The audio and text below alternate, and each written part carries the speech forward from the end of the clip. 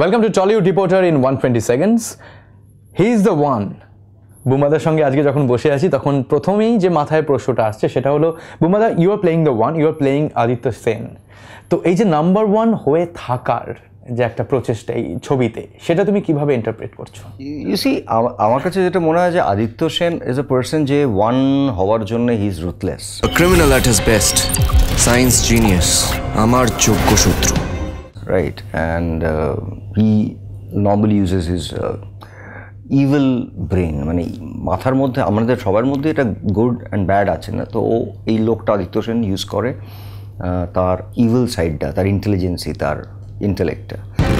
লাইফে একটাই আইডিয়ার জন্ম দাও, তারপর সেই আইডিয়াটাকে নিজের লাইফ বানিয়ে নাও।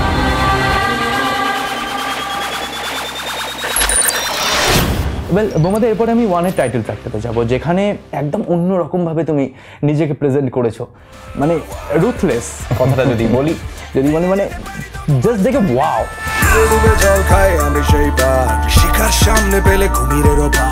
আমার কাছে যখন গানটা আসে এবং this kind of a rap, একটা অদ্ভুত গান, এবং the way they wanted to picturise, I think ফার্স্টে আমার যেটা মনে হয়েছিল যে একটা লোকের কথা বলতেই হয়, মানে যেটা আমার খুব স্ট্রাইকিংলি লেগেছিল সেই অনেক দিন আগের একটা ছবি, যখন আমাদের সবাইয়ের খুব শ্রদ্ধেয় অমিতাভ বচ্চন করেছিলেন আকসে, মনে আছে?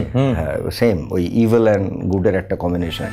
তো আমি তখন বিশ্বাসকে বলেছিলাম, Biswas, if I want to be dirty, let me be full dirty. হয়ে যাব হাওয়া, শুধু রেখে যাব ছাপ, ধরবি আয় ধরবি আয়। বোমাদা, thank you so much Tollywood রিপোর্টারে এত কিছু শেয়ার করার জন্য। Best of luck for one.